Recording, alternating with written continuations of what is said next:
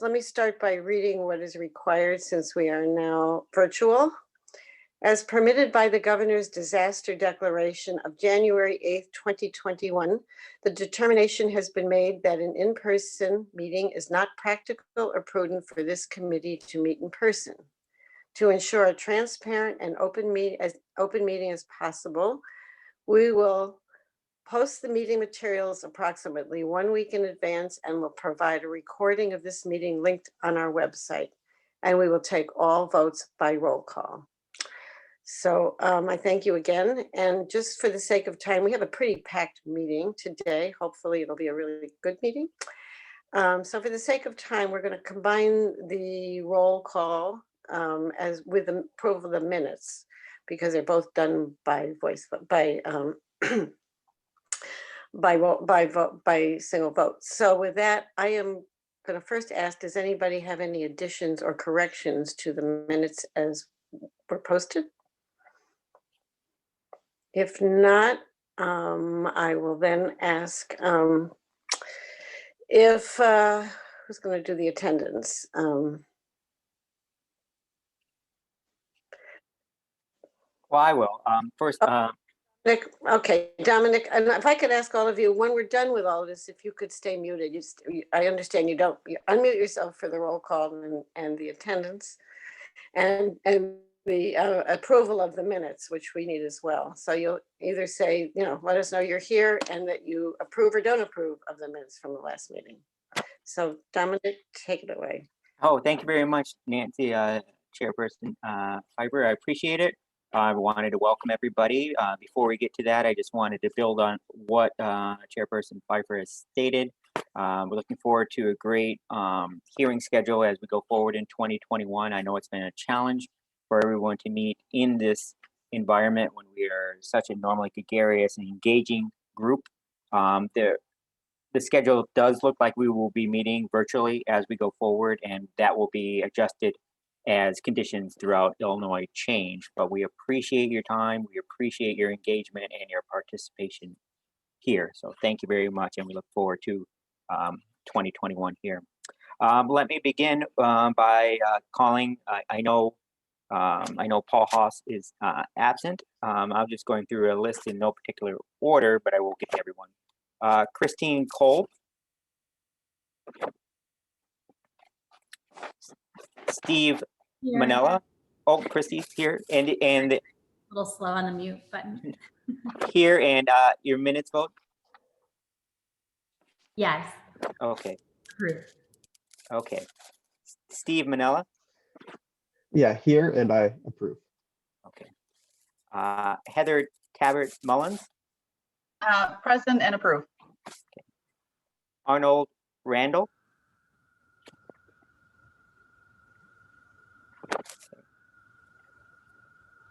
Caitlin Ritter.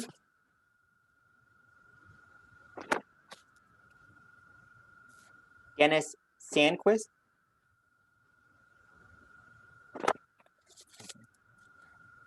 Drew Aswam. Present and approve. Adam Ballard. I am present and I approve. Alan Banks. Present and approved. Christy Barksdale Noble. Present, and I abstain since I wasn't here. And we will talk in a few. And Susan Campbell.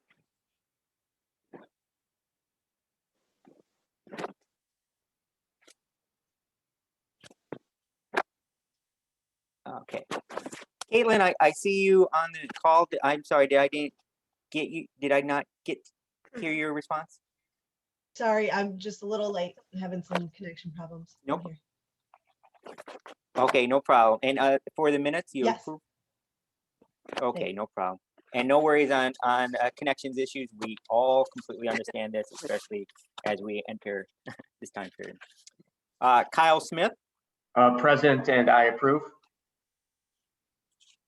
Robert Tucker. Good morning and approved. Mark Van Kerkhoff. Present and I approve. Thank you. Eric Wagoner,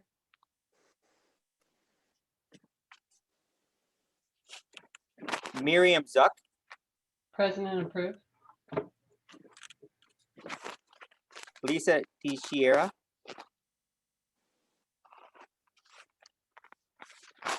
Mackenzie Droz, Present and approve. David Dubois, Present and approved. Benjamin Fenton, Present and approved. Nancy Furfer, Present and approve. and Veronica Gonzalez. Present and approved. Is there anyone whose name I cannot call? Dominic, I'm sitting in for Paul today for his Yep. That's right. I apologize for that. so No present problem. and approve. Okay, thank you, Jessica. Okay. All right, the minutes are approved.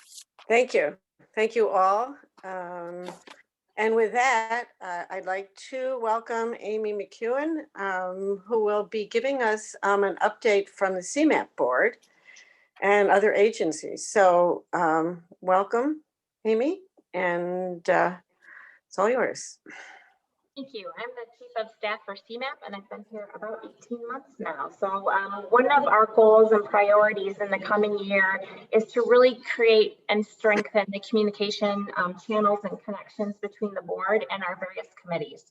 We really want to leverage your expertise and experience, and vice versa. We want to keep you informed on the projects that are occurring here at CMAP. So you'll see myself or Erin periodically coming to your meeting just to share what's going on across the agency. So today, one of the things that CMAP is working on is the Regional Economic Recovery Task Force. And so you may be aware that the 7 county board chairs meet regularly with CMAP in the city of Chicago, and that group has asked CMAP to help support furthering some action agendas around some very specific topics to help us with COVID recovery and long-term recovery. The task force is co-chaired by Erin Alleman, our executive director, and Paul Goodrich, representing the City of Chicago COVID-19 Recovery Task Force and Choose Chicago. CMAP brought together leaders from across Northeastern Illinois and kickoff meetings in November. And we really have 3 focus areas that we're facilitating. The first is economic development and economic recovery. The second is workforce and employment. And the third one is tourism. We've also conducted meetings in December and January. Our goal coming out of these meetings, again, is an action agenda for how we can work together as a region to recover more quickly, to address challenges that are affecting the entire region. On these task force and working groups are members from across the region representing various stakeholder groups. Transportation runs as a thread through all of these 3 committees because where you work and where your business is, you need a way to get there. And so the economic development and the workforce are really important to our transportation network. And then tourism is what we like to do when we are off work and can experience the many assets across our region. By bringing together city and suburban leaders, experts and advisors throughout the region, CMAP will help the region agree on priorities, collaborate on solutions, and speak with one collective voice. So we'll have more updates on that coming in the future. Another area of work that is somewhat certainly driven by COVID is a mobility recovery plan. We all know that at some point we're going to have to get back on trains and figure out how to transport ourselves across the region again. So there's been considerable impacts. We all are aware of this. And so we're bringing stakeholders, TA and other partners together to really look at what the future holds for transit, multimodal transportation, and our post-COVID transportation needs. The project is expected to be completed by the fall of 2022. So again, we'll have updates to come. There's a call for projects currently.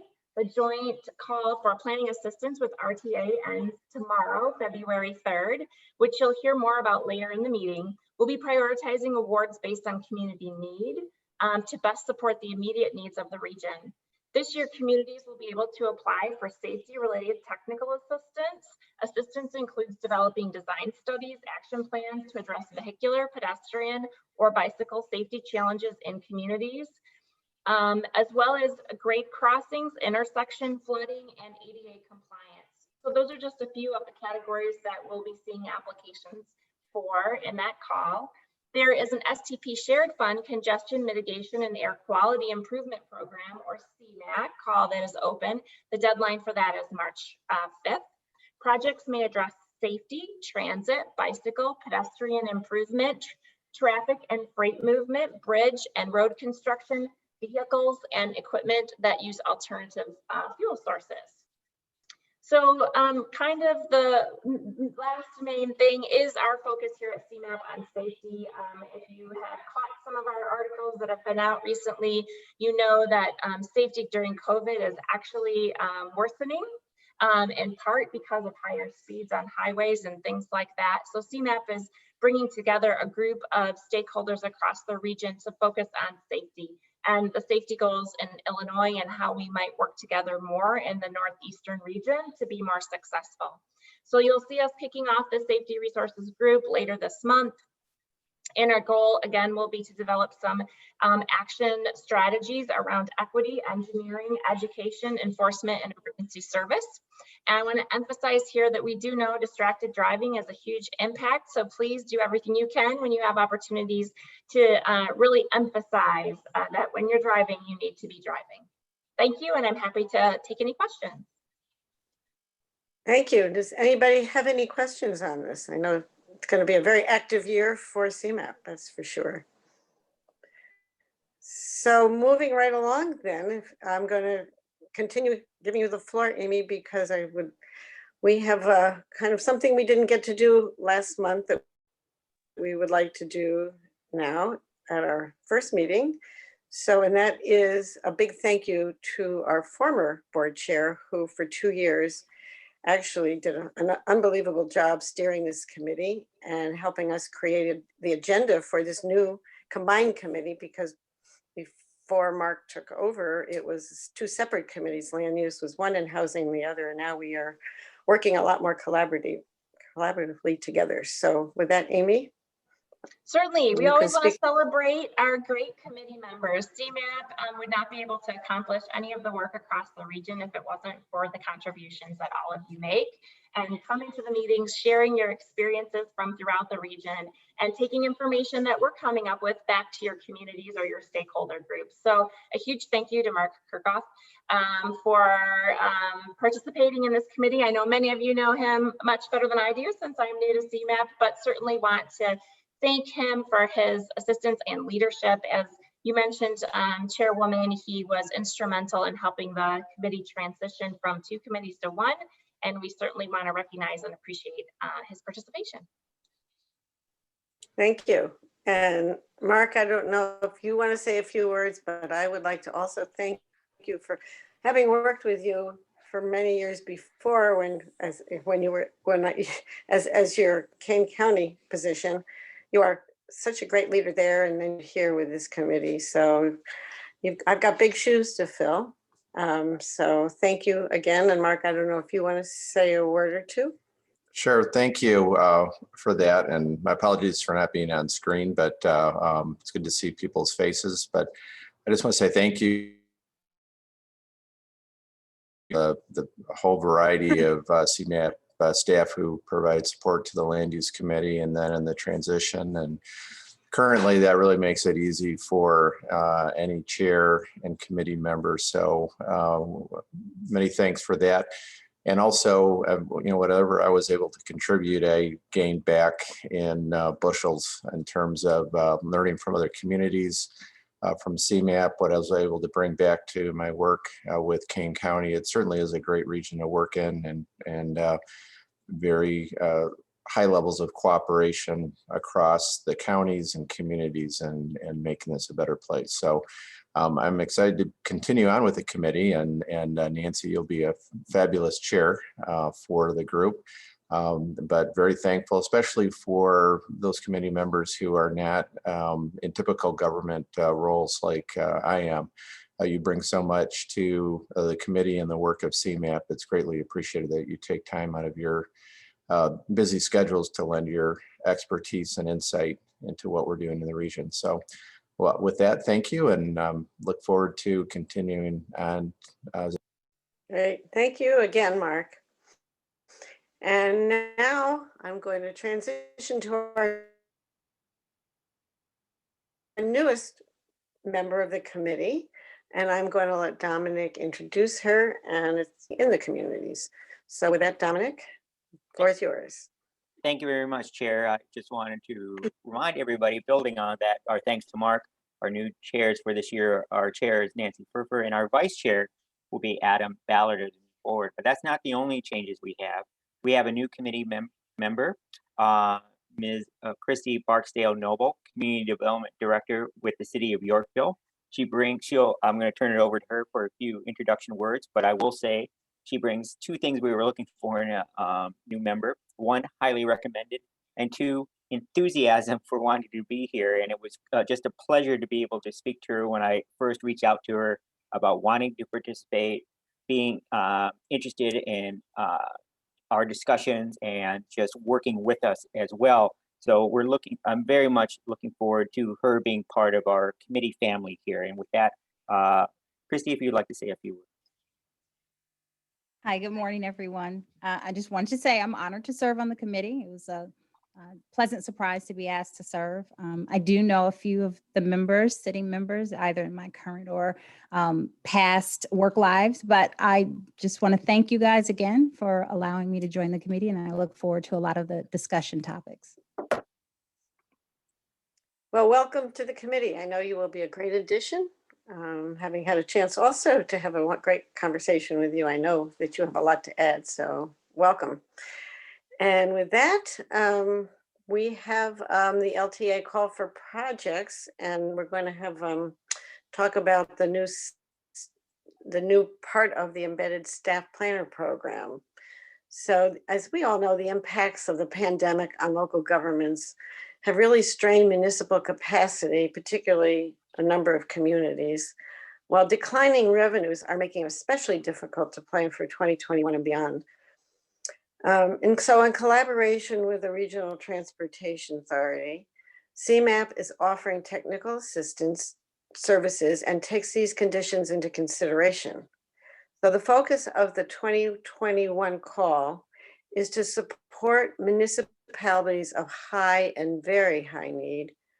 Staff will give an overview of the 2021 call offerings, which include 3 new programs launched over the Embedded Staff Planner Program. We call it the ESP program. Staff will also summarize recent activities of the ESP supported by the which has been supported by the MacArthur Foundation. So with that, I am going to turn it over to Dominic, and he can tell us what's new and old. Sure. The following presentation is a recorded presentation. I think it takes advantage of that media simply because you'll be hearing a lot of voices from CMAP and a lot of staff that normally could not be here to speak on their level of expertise. So I think it's taking advantage of that medium, and we look forward to you hearing that. After our presentation, Principal Michael Brown, Program Manager for the ESP, will be available for questions, along with Lily Nepple, who is also in the Embedded Staff Planner and whose voice you'll hear through this. So we look forward to presenting this and then having a discussion afterwards. Thank you.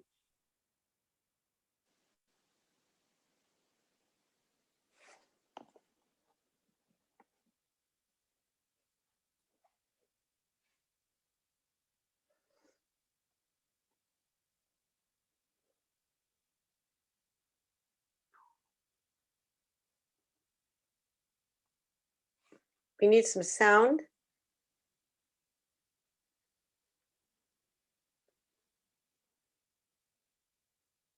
There is no sound. No sound yet? No.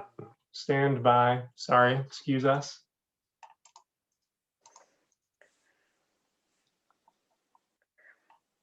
This is the first time we've tried doing this with this committee, so we will.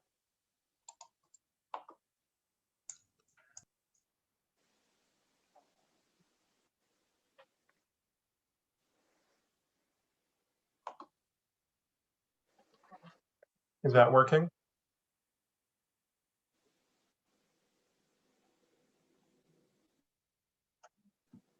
No, Nothing yet, Matt. For the record, Matt and I were able to get this working yesterday, so we apologize for the delay. Well, while Matt's getting the sound together, good morning. I'm Michael Brown, Principal Planner, as Dominic has introduced. I just would like to add that, as he stated, that there were a number of staff members working on this project, and so they did record their portion of this. However, they are also available for questions after it. So in addition to Lily and myself, Dominic being another one of them, they are here online to have discussion afterwards. Thanks, If- Michael. I think I got it figured out. Let's give it one more try. Let's do it. Hello, my name is Lily Neppel, and I'm an assistant planner with CMAP and the project manager for the 2021 Call for Planning Assistance. This year, CMAP has coordinated with the Regional Transportation Authority, RTA, to host a small call for communities to apply for technical assistance offerings. I will be providing a general overview of this year's call and the types of assistance that we are offering. This year's call for planning assistance is different from the annual call for projects in previous years in that it's a more targeted effort for communities to apply for a limited selection of technical assistance offerings. This effort was initiated in response to the regional impacts of COVID-19 and will be closely tied to CMAP's existing embedded staff planner program, which provides support to capacity-constrained communities to help advance local planning initiatives.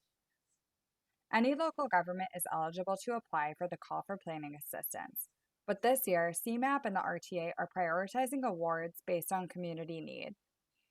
We're using CMAP's Community Cohort Evaluation Tool to prioritize communities nope, lost the sound. smaller tax bases, or smaller population sizes. CMAP is offering 6 types of technical assistance, which will primarily focus on local government capacity building and implementation of previously completed plans. These include capital improvement programming, where CMAP will help local governments develop a successful capital improvement program, and safety planning, where CMAP will help local governments address safety challenges in their communities. CMAP's other 3 offerings are part of the Embedded Staff Planner program, including the NEXT program, where we will help communities take the next steps in implementing existing LTA plans. Resource Opportunity Impact, where CMAP will help local governments prepare for grant opportunities. And the Consortium on Public Space Innovations, where CMAP will help communities address the shared challenges around the creative use of public space in response to COVID-19.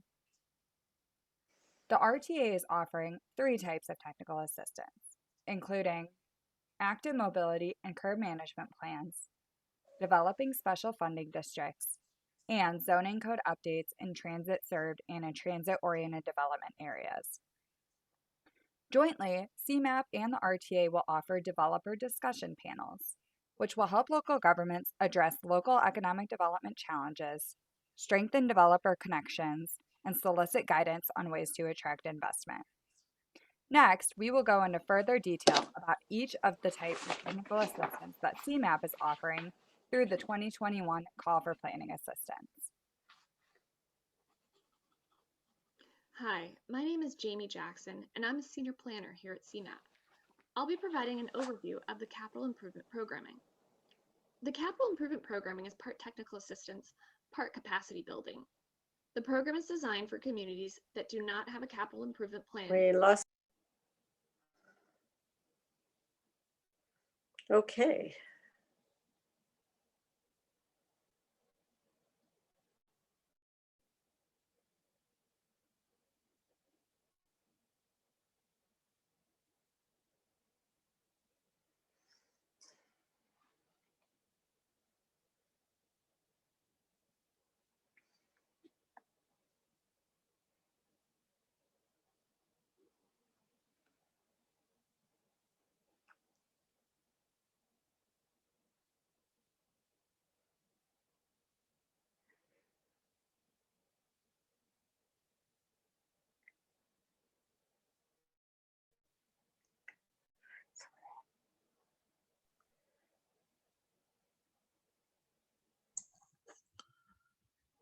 We still don't have sound.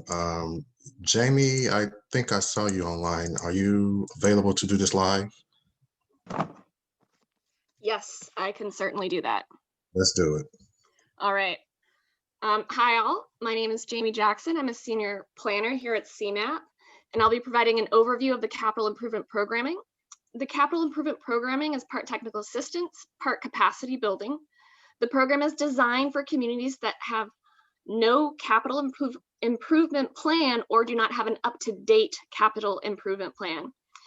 Communities will develop a framework for a capital improvement plan and will learn about best practices and process, project grant readiness, and the use of performance measures in capital planning.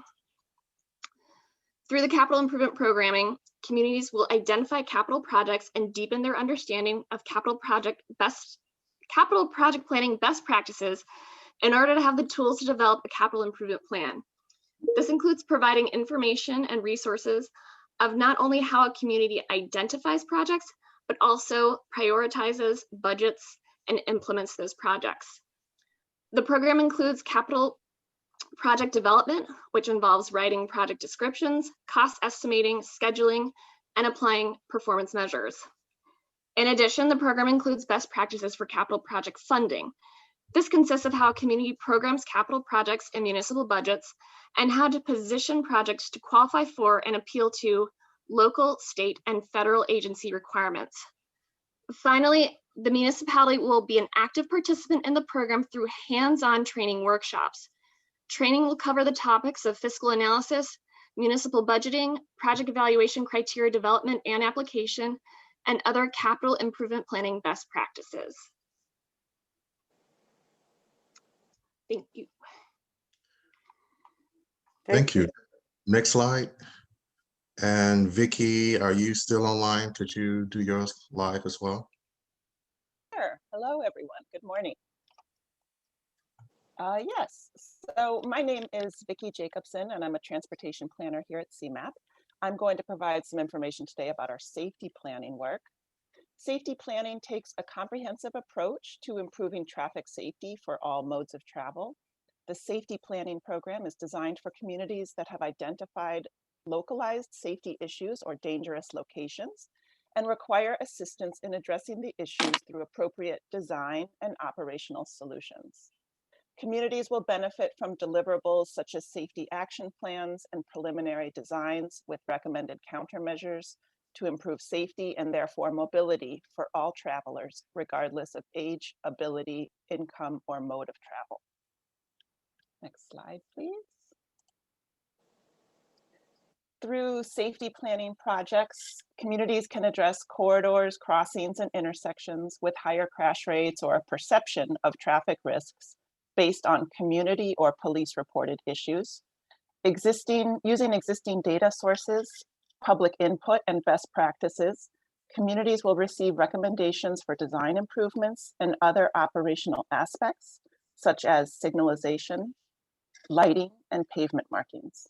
Design recommendations and action plans will provide specific guidance on bicycle and pedestrian safety, modes that are particularly vulnerable to unsafe conditions.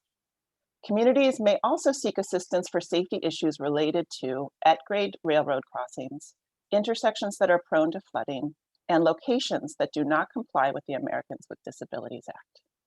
The safety planning process will position communities for funding opportunities to make the recommended safety improvements a reality. Thank you.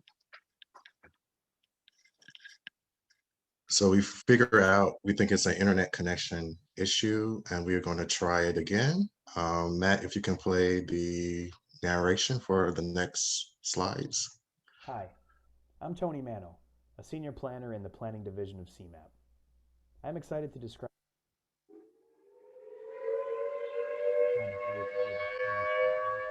the region through a partnership with the Chicago District Council of the Urban Land Institute, also known as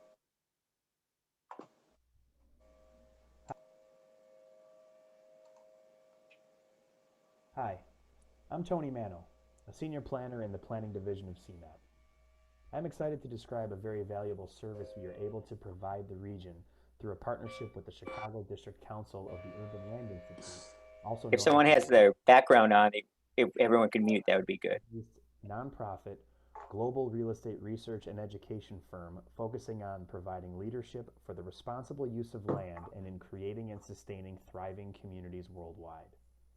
Their local membership base consists of a wide range of development expertise, and our longstanding partnership with the organization allows us to bring realistic development guidance to communities throughout the region. I should also mention that both CMAP and RTA are offering this service through separate contracts with ULI.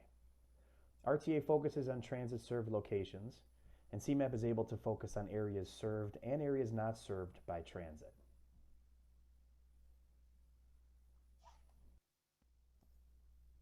CMAP works with ULI to convene developer discussion panels or dialogues for a community or group of communities to address planning challenges, share development expertise, provide advice and guidance on ways to attract investment to a specific area of a community, and or to discuss what types of development may be appropriate and market feasible.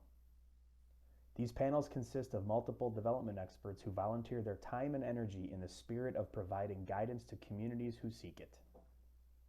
These discussions often result in recommendations focused on ways to prioritize projects, identify development opportunities, and explore incentives and local partnerships that can help spur development. We have enjoyed this great partnership with ULI for many years and look forward to connecting additional community partners to their knowledge and expertise. I am Michael Brown, Planning Principal and Program Manager of the Embedded Staff Planner Program supported by the MacArthur Foundation. These three offerings reflect recent adjustments to the local capacity building suite of services initiated in 2018.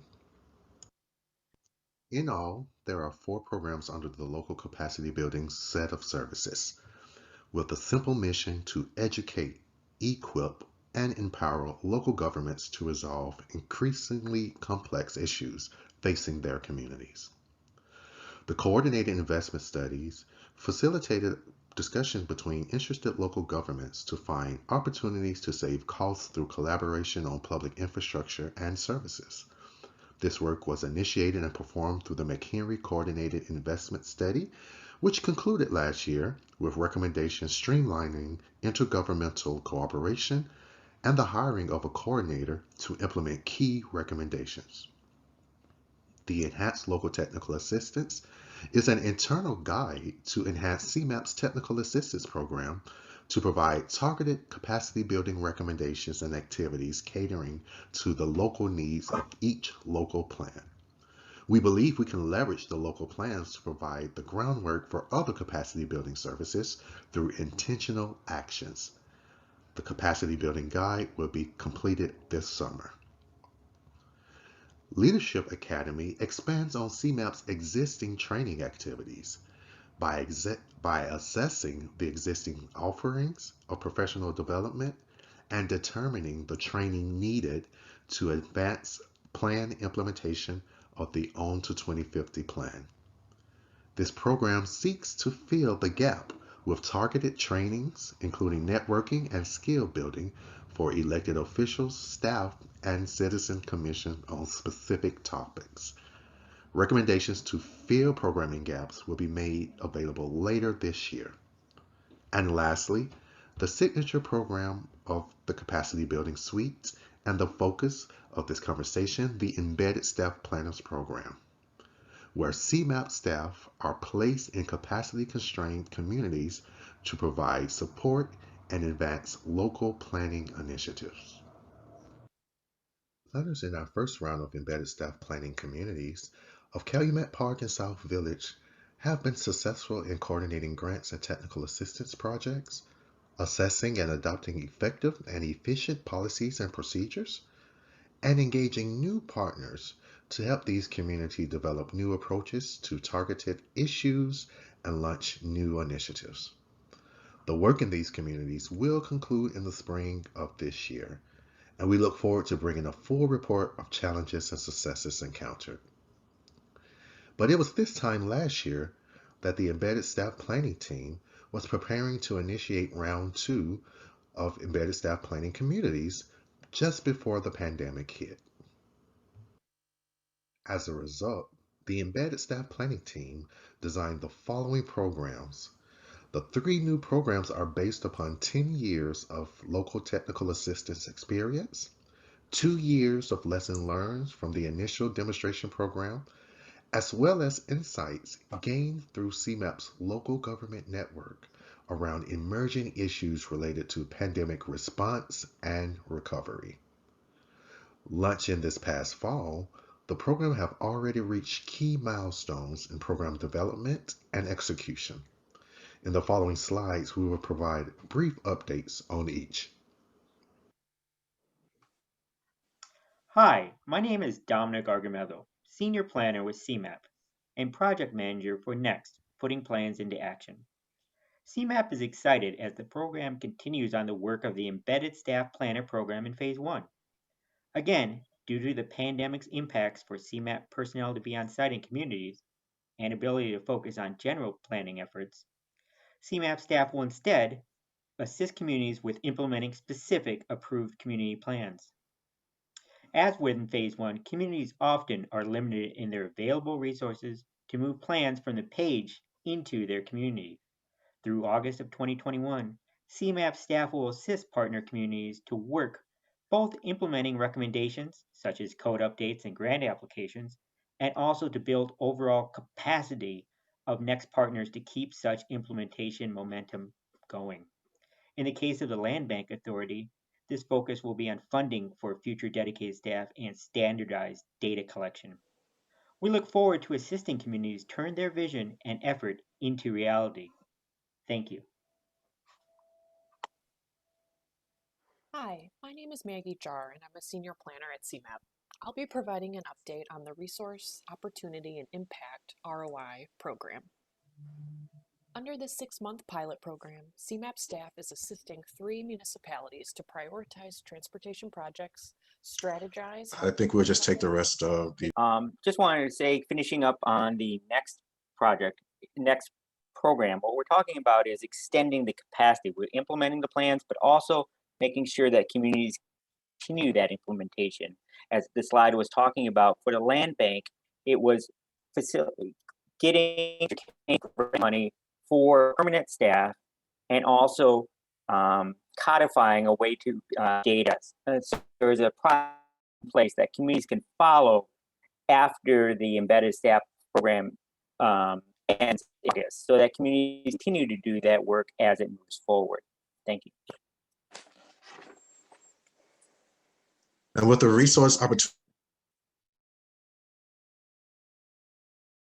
program, where CMAP staff will be assisting 3 municipalities to prioritize transportation projects, strategize how to get them funded, and navigate transportation investment programs.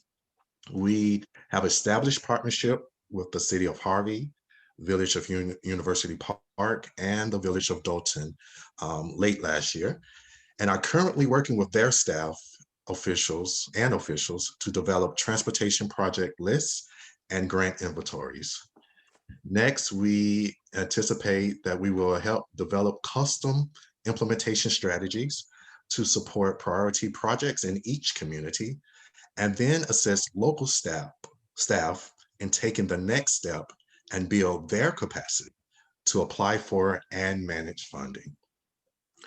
Additional grant-related activities may include researching and identifying potential funding sources, establishing internal procedures for grant seeking and grant management, staff trainings, coordination work on selected grants and technical assistance projects, or simply helping to prepare for applications for funding transportation projects. Next slide, please. Julie, are you on the line? Okay, if not, I can present this as well. So the Consortium on Public Space Innovation, for this project, we are taking a collaborative approach to capacity building.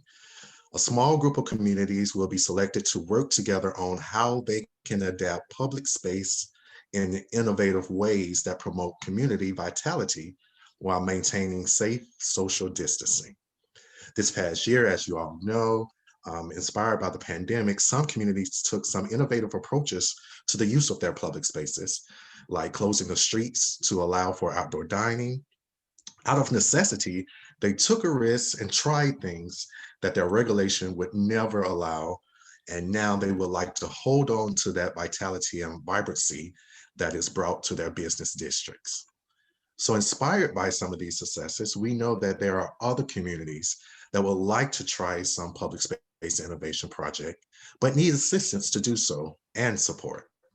So we think that by working together, we can not only help communities try new things, but we can also help design their pilot projects so that the innovation can now become their norm. So with this program, we aim for 3 main outcomes: to help communities institutionalize successful public space innovation and make it easier to do so in the future, to help communities, especially those that are facing the most challenges from COVID-19, to help them launch a public space innovation pilot project, and finally, to create a common project typologies with practical how-tos so that others can replicate them and avoid those common challenges. Next slide, please. So these 3 are the new Evolve Embedded Staff Planner programs, and they are the 3 out of the 6 offering for this 2021 call. Next slide. Lily, could you take the scheduling and share with the committee our next steps? Yes, absolutely. So the 2021 Call for Planning Assistance opened on January 20th, and applications are due tomorrow on February 3rd. During this call, applicants will complete a brief form that's linked on CMAP and the RTA's websites. CMAP and the RTA will review applications during February and March and respond to any questions that applicants might have. Successful applicants will be notified in April, and most accepted projects are expected to begin within 6 months of notification.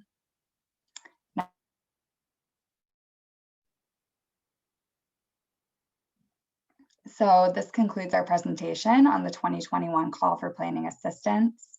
If you would like additional information, please visit our webpage that's linked on the slide. And thank you so much for your attention.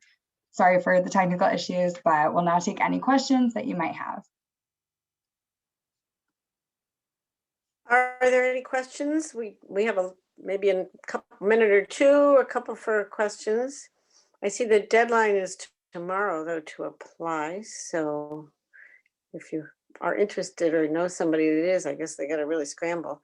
But I will say that the LTA project, the past ones have been really successful, having worked in 2 of the communities and seeing actually that things that can actually get done through this, and how communities begin to recognize where their needs are and learn how to better address them. So I think it's been a great program, and I'm sure the changes you're making are going to be really well needed now. So thank you for that program. Yes, I'd like to jump in and also say, one, thank you to our CMAP staff that was available. I think that demonstrates our work ethic here. Challenges pop up, but we keep going forward to succeed, to get the information out. So I wanted to thank the staff on there.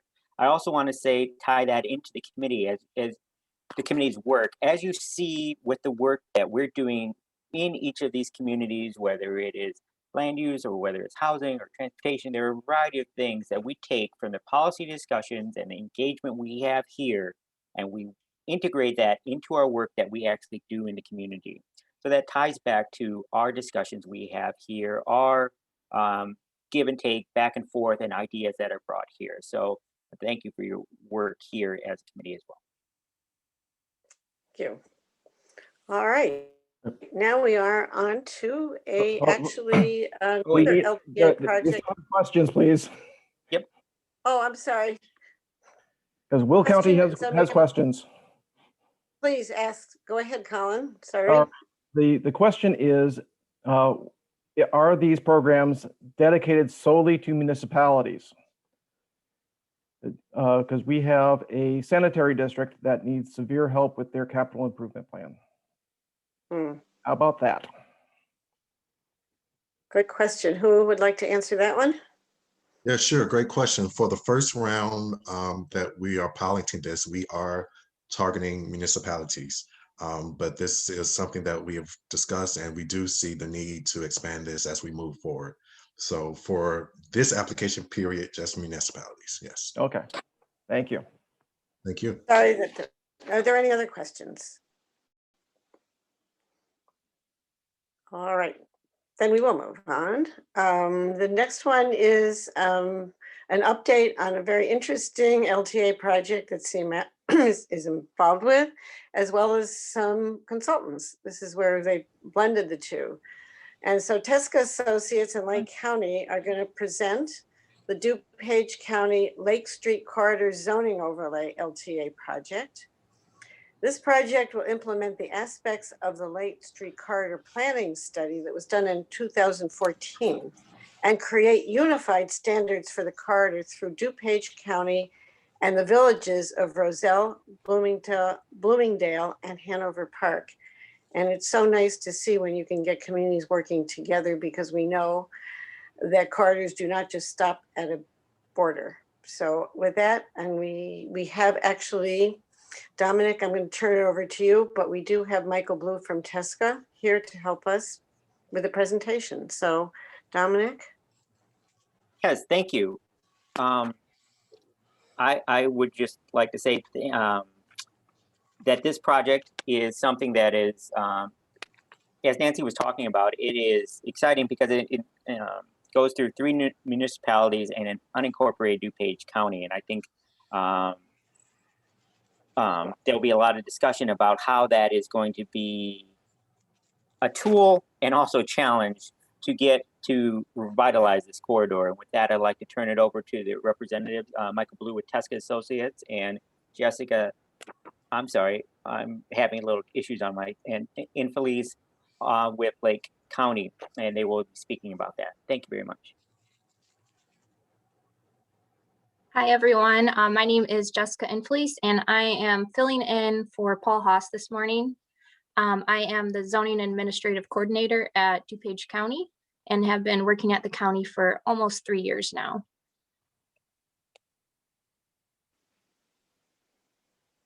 And then if we could change slide. There we go.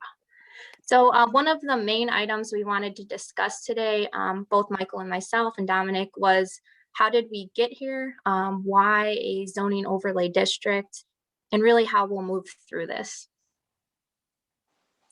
So for one reason, Lake Street Corridor is an underdeveloped corridor that has been experiencing vacant, underutilized, and dilapidated properties for many years. If we could, next slide as well.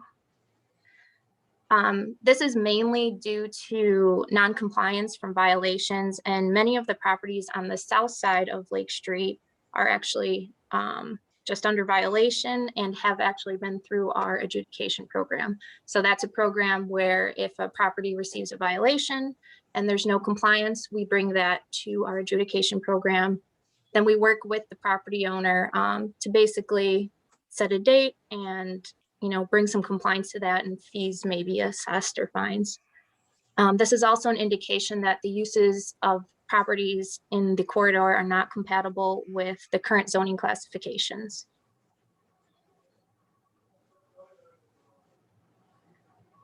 So these issues are further exacerbated due to the fractured nature of Lake Street. So to your right on the slide there, you'll see the colored regions. So the green, the pinkish red, and the blue, those are all the municipalities. The areas that are not colored, those are actually unincorporated. So we're dealing with 3 different municipal zoning regulations plus DuPage County's unincorporated zoning regulations. And it's just very fractured. Our goal is to just come together, and because of the issues we've had on that corridor, if we could just have a unified vision, it would work out for everybody. The third reason is that the Lake Street corridor, there's an increased development interest, and that's most likely due to the proximity to the Elgin O'Hare Western Access. You'll see there in the orange and green. Lake Street is just to the south there. So right about at our western edge of the project area is Gary Avenue. And that is where, you know, a lot of primary access to and from I-390 is coming from. So this is an area for the corridor to kind of merge into 390. And then moving forward, this is actually a building off of the 2014 corridor LTA for Lake Street. The initial LTA started a buy-in from municipalities and property owners. And basically, it was just a way we gained interest from all of the partners and started identifying how we could all come together and assist in the redevelopment of the corridor. Really, with these interjurisdictional LTAs, you have to work together and have to come, in order for the plans to come to fruition, we have to keep up our communication. So, you know, when I'm handling zoning cases, I'm consistently in contact with Roselle or Bloomingdale, Hanover Park. We have a really open line of communication between all of us. And it allows the plan to just come to materialization rather than collecting like dust on the shelf. And most importantly, we're focusing on a bottom-up approach. So this is where the municipalities take the lead. We did this with the Route 83 plan with Tesca and Michael Blue. This is where the municipalities really explain to us and then also to Tesca what they would specifically like to achieve in these municipalities, or in the corridor, I should say.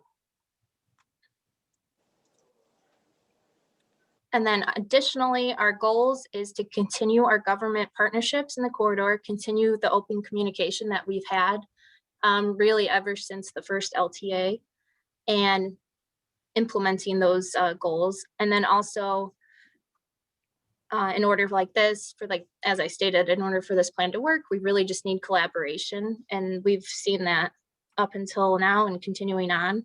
And then, as I stated too, our goal with Michael and Tesca is to create the bottom-up approach. This is where the municipalities have their chance for their voices to be heard. And rather than the county speaking directly to the municipalities, we want the reverse. We want the municipality speaking to us. And we kind of act as a backboard where the team works ideas off of us. And we're really open to all questions, comments, concerns, ideas, proposals that they're willing to work for. And with that, I will turn it over to Michael. Thanks, Jessica. Hello, all. Nice to see you virtually on the screen. So with that as kind of the background, I'd like to talk a little bit about where we go from here. And I would tell you that we really are at the very beginning of the process. We had our very first kickoff meeting with the staff right before the holidays in November and December, which, as you all know, can be fraught with challenges. So we're kind of re-kicking it off as the new year starts. But if we can go to the next slide, we can see that this was how the needs that Jessica just described found their way into the request for proposal that CMAP sent out. And what you'll see here is exactly what Jessica said, which I would suggest to you is the first and most important part of the project being done well, which is the ideas that the county and the communities had in working with CMAP, found their way into the proposal and put forward a really solid picture of what the ideas were for the project. So in terms of our response and our structure, if we can go to the next slide, I would show you just quickly that the chart on the left I included because it's sort of instructive again of what Jessica described. You see that the focus here is really about the 4 towns and the 3 towns in the county and the steering committees that they're going to create. And you'll see their involvement further in a little bit. We are joined in this project, I should tell you, by the folks at Ansel Glink, law firm in the city. We do a good amount of zoning with Ansel Glink. I learned a long time ago that you can come up with really cool zoning and development ideas, and then your corporation counsel has got a better idea or a different way. So I kind of like doing zoning with lawyers. We also find that it's a good way to create confidence in the work, and working with Ansel Glink is always a blast. So again, I just wanted to point out the structure here in terms of where the project comes down from. And it really is a bottom-up approach. If we can go to the next slide.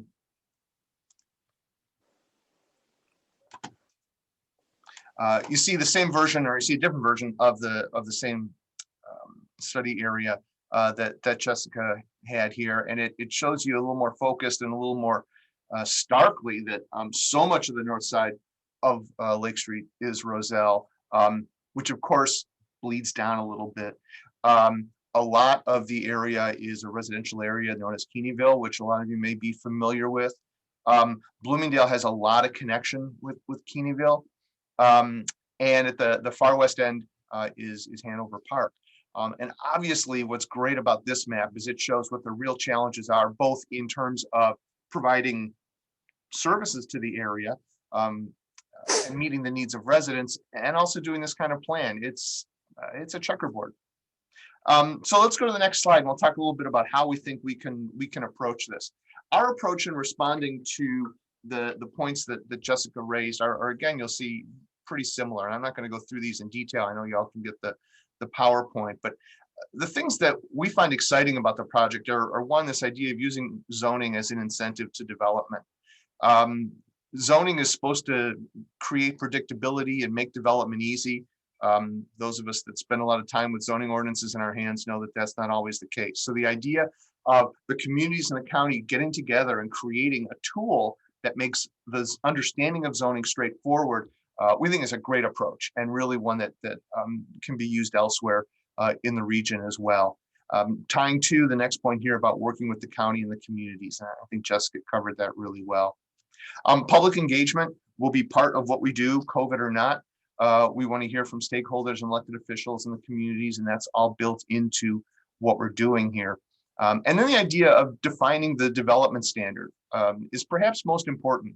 You know, whenever you do a plan or a project or a zoning piece of zoning like this, you know, the hard part is figuring out what you want it to be. Writing code is challenging, but the easy part. The hard part is always finding out what you want the answer to be. And so that's something that we think is very important and is going to be a big part of the project here. On the top right, you see the idea of addressing code enforcement.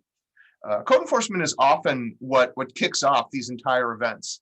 The challenge of a problem being in the code enforcement concern of your resident as the elected official or the staff member of a community. If that code enforcement problem is in the county or an adjacent community, your ability to deal with it is challenged. And so a lot of these interactive inter-community projects, and this is not the first one we've had the pleasure of working with CMAP and DuPage County on, is really interesting. And then two, we always try and be sensitive to the ideas that are advanced by ON2 2050, and we definitely see them here and look forward to incorporating them as we go along.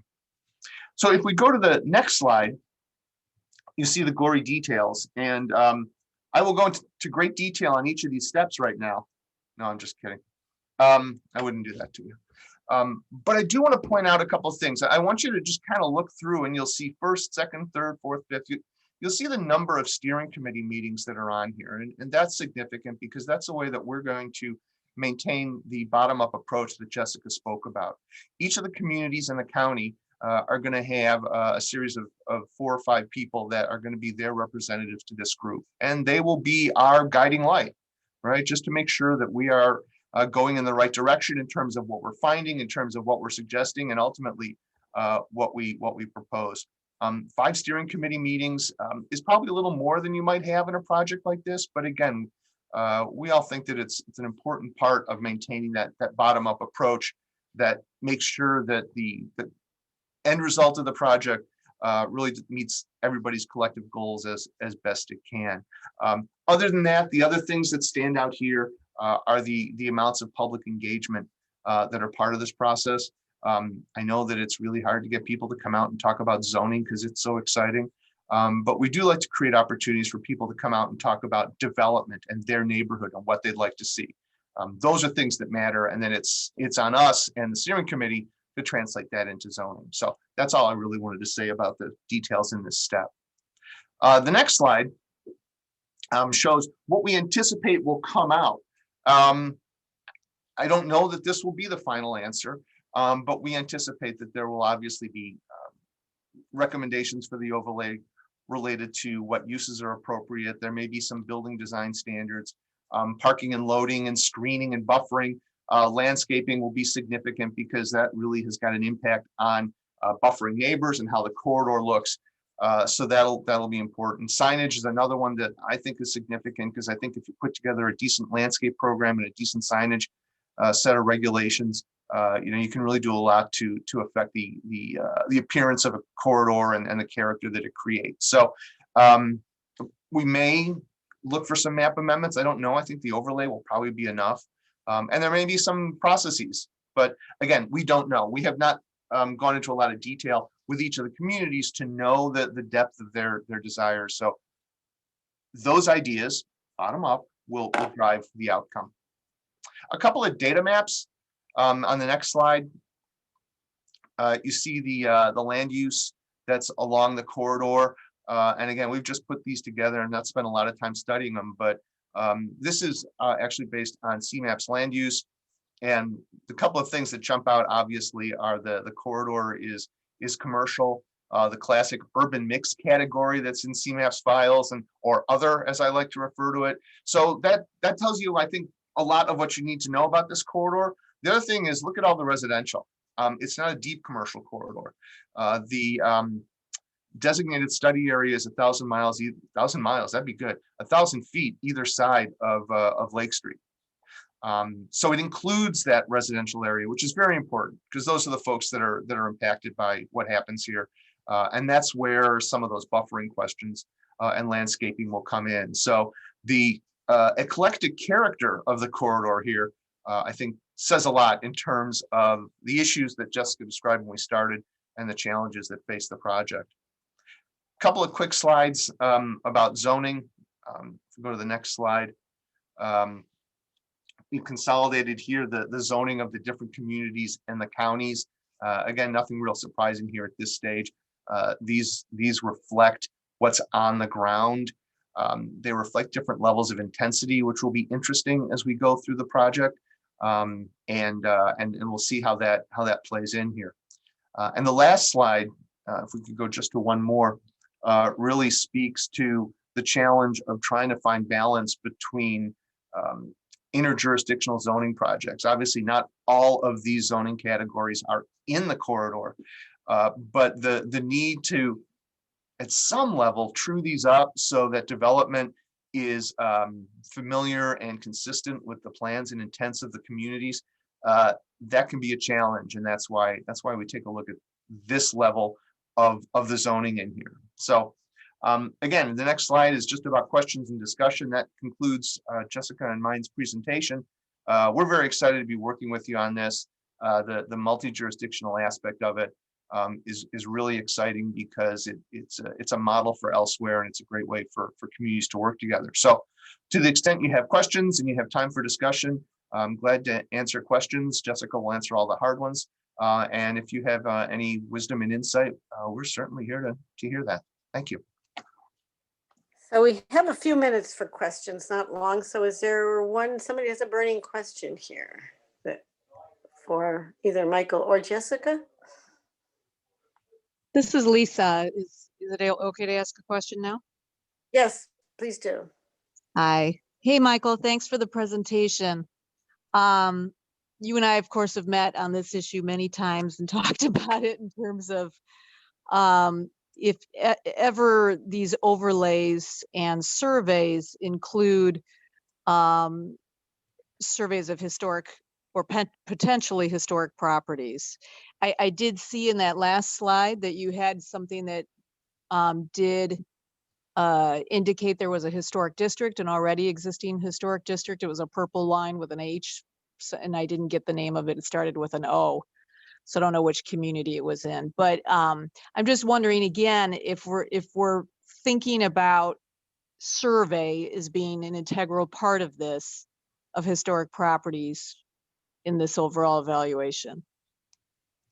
Yeah, that list of zoning categories were not all represented in the corridor.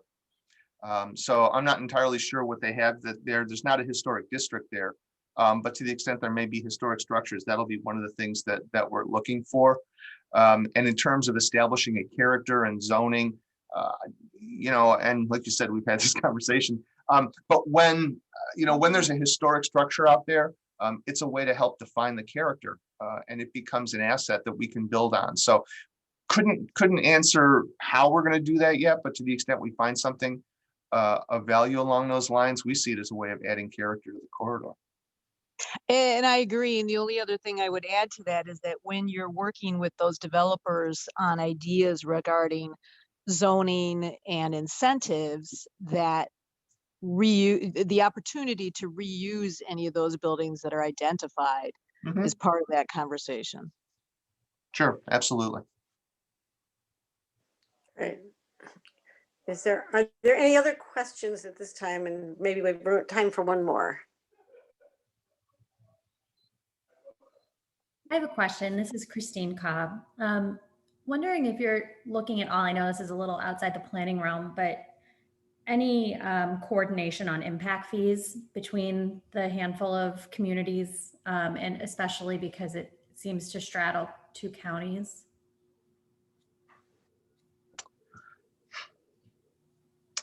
We had not talked about that yet.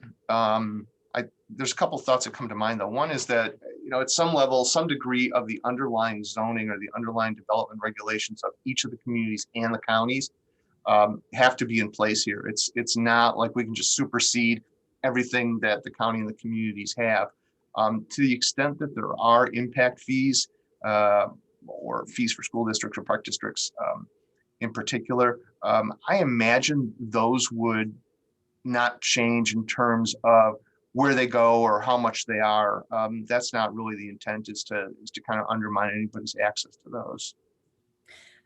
I meant more just a comparison, since that's something that factors in, if you're trying to drive cohesive development along a corridor, but if it's prohibitively expensive to develop in one because DuPage County Public Works or whatever the water, district is outrageously expensive compared to Cook, or tax burden in Cook is, outpacing, it just might influence the ability to sort of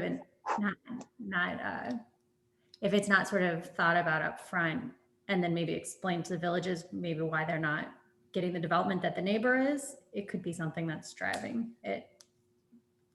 Yeah, so noted. That's a great point. Again, as we both pointed out, there's interest in incentivizing development, and what you're describing can disincentivize development. So not so much tied to the zoning, but definitely something that is a good point and we can keep an eye out for. Cool. Congrats. Awesome. Yep, thank you. This is really a very interesting project. It might be interesting to keep track of it and maybe get some updates when you're much further along. Sure. Because I think it's something that, if it works, it's something that I think other areas of the region should be, sub-areas of the region should be looking at. I mean, I think there's nothing better than having coordinated development, and this interjurisdictional work is so important. So great work. Thank you. So, and if anybody has questions, send them to the staff. They can certainly get them to the right people and get them answered for you. So thank you. Thank you again for the great presentation. At this point, excuse me, we have a committee member updates and status reports. And I know we have 2 members that have moved to new employers. And I think we'd like to hear about that, because I think it's really good for us to know. And if you don't know these 2 members, please get to know them. They're moving to some positions that I think we all may be tapping into and hopefully work with, going forward. So with that, we can start with our vice chair, Adam. Thanks, Nancy. Hi, everybody.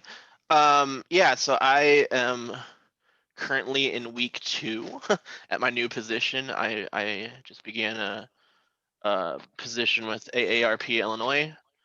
So I will continue working on a lot of the same stuff I did previously. My policy focus is still on housing and transportation, which ties into land use and planning, obviously. So I'll be continuing a lot of the same work, just with a different organizational affiliation and a different focus, primarily on aging communities, instead of primarily on the disability community. But as I've talked about here before, there's so much overlap between those communities that I decided to keep doing the work from a slightly different perspective. Also, we'll be doing some of AARP's legislative work in City Hall, Springfield, occasionally federally. Yeah, that's my news.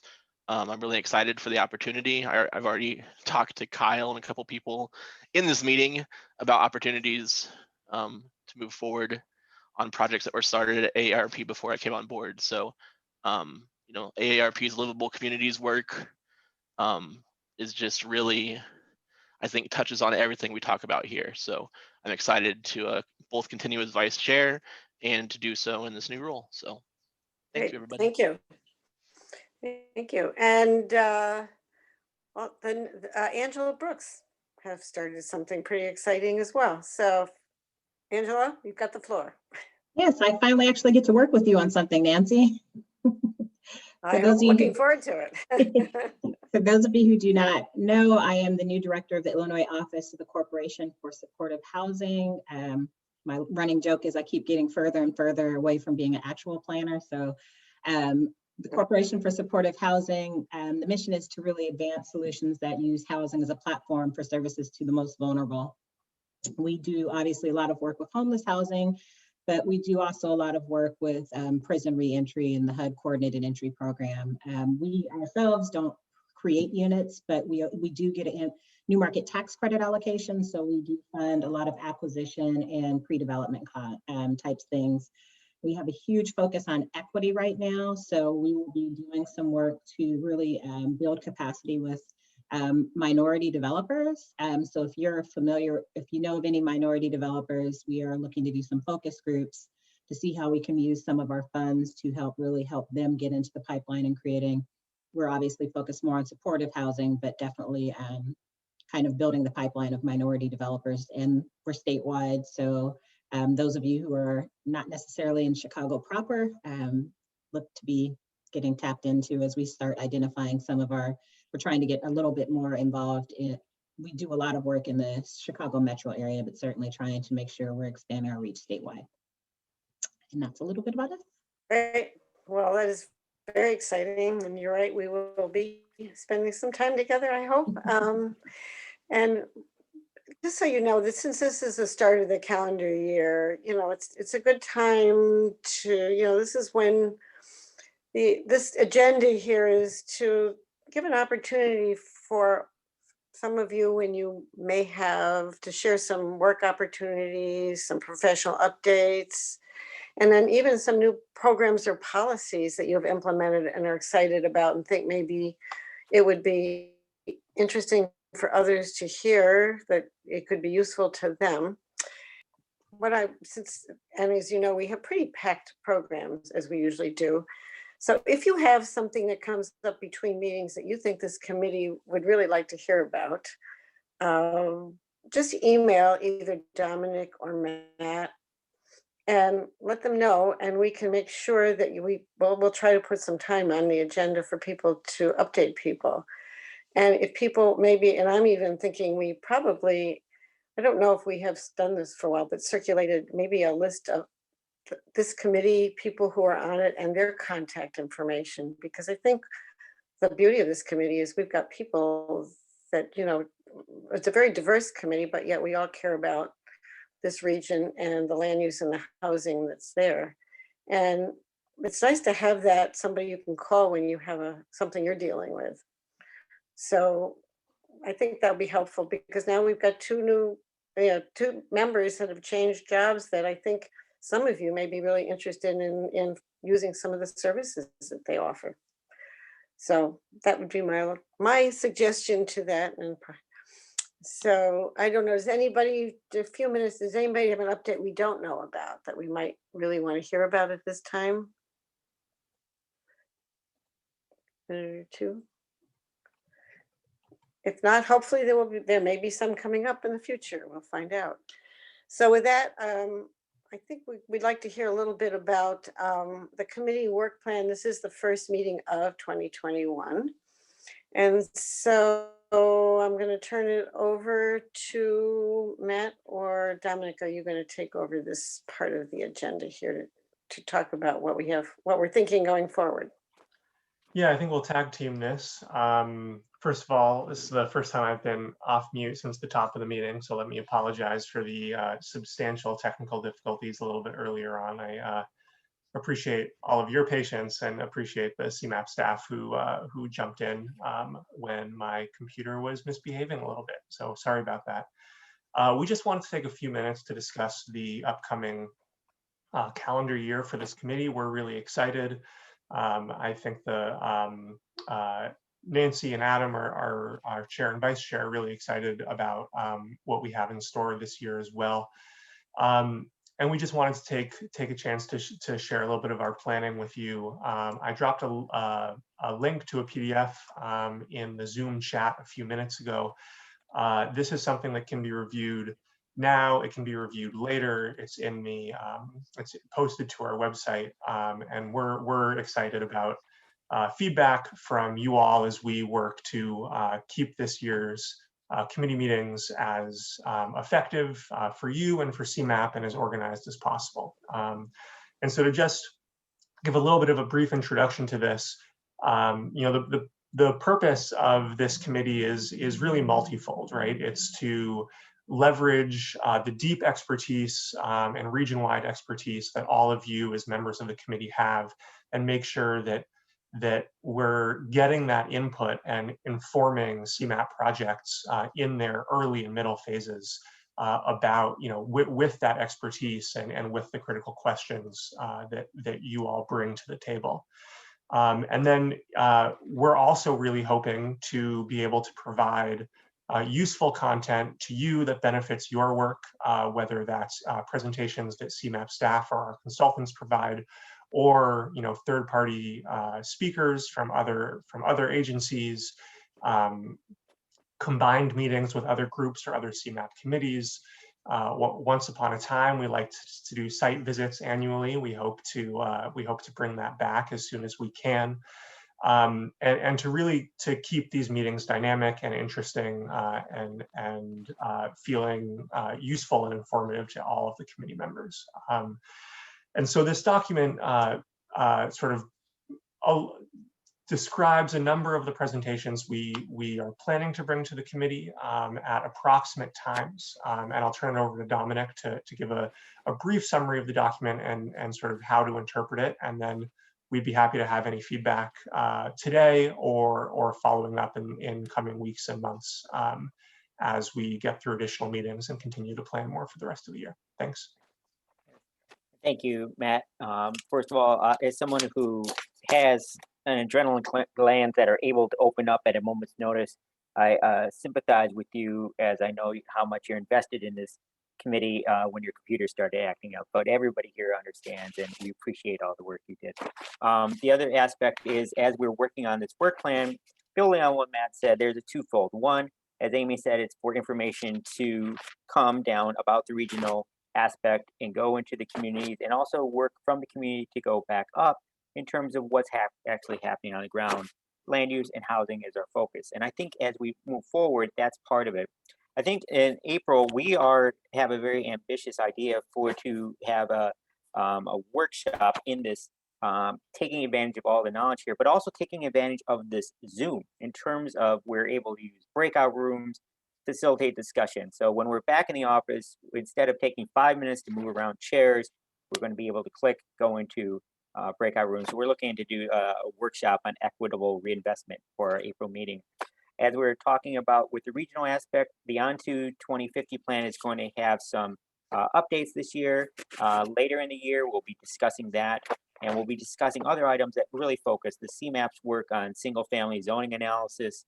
I think that's very important for across the region, and we'll be looking at talking about other LTA plans. And I think one of our goals, Matt and I's goals, was kind of demonstrated today. We want to talk about projects that are not fully baked, not just presentations, but such as the Lake Street one that's in its early phases. These are some ideas, and getting some kind of feedback, talking about the historic housing. That was a good aspect right there.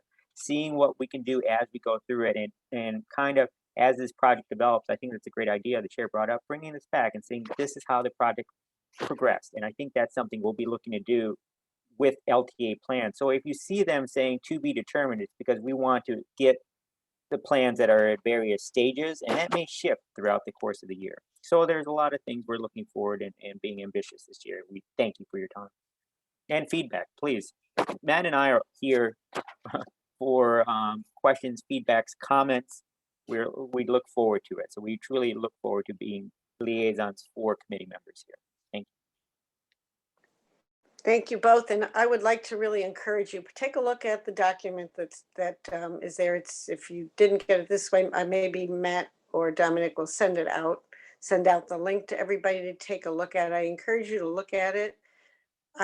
We would love to hear your feedback because we want to make this committee, as we said, as I think they really said so well, we want to make it beneficial, not just to CMAP, but for you to spending the time. But the impact for when they bring these LTA projects, the questions you ask really help them rethink about some of the work they're doing. I think we saw that today with some of the great questions that we did get. And I'm sorry we didn't have more time. I think that's one of the problems we have is that we run out of time, and I'm trying to get you all out of here at the time we promised. So we have to, so if you do have more questions, and I think if we get a contact list that can help you, then, connect with others in the committee. So that's great. So to make sure that we get out on time, I am going to then move us on. Is there any other business at this time?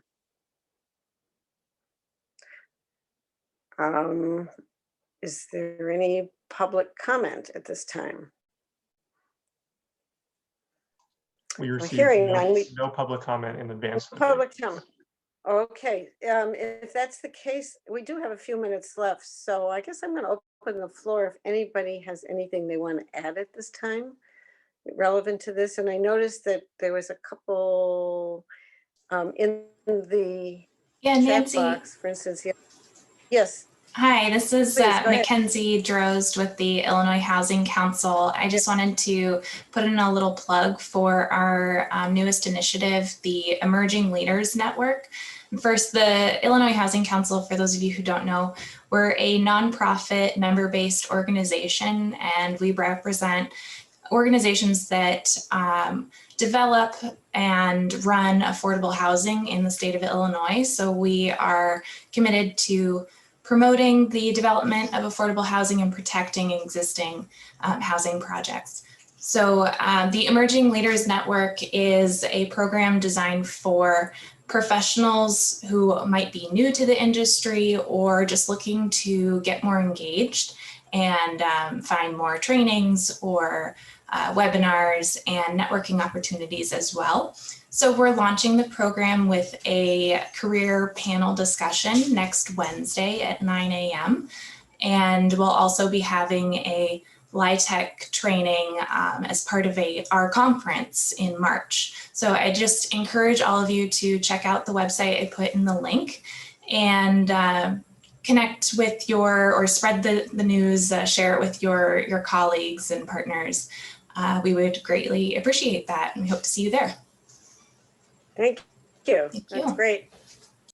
And we'll maybe the link can go out to everybody as well, they can spread the word as well, because I think it's really important that we have more affordable housing developers and people. Yes, thank you. So anyone else? We've got about 3 or 4 minutes left before 11. Otherwise, we have nothing wrong with giving you a couple minutes back on your schedule. So I think with that, do I have a motion then to adjourn? So moved. Somebody like to make, is there a second? Second. Thank you. Do we need a roll call for this? Oh, okay. All in favor? I guess you could even clap or indicate if you're muted. All in favor? Aye. Aye. Aye. Aye. Aye. Aye. Well, Thanks, have a Nancy. few great months. Hope all goes well, and see you all back at the next meeting in April 6th. So see you all then, I hope. Okay, great. Thank you. Have a great one. Bye. Thank you very much. Everyone. Hi, everyone.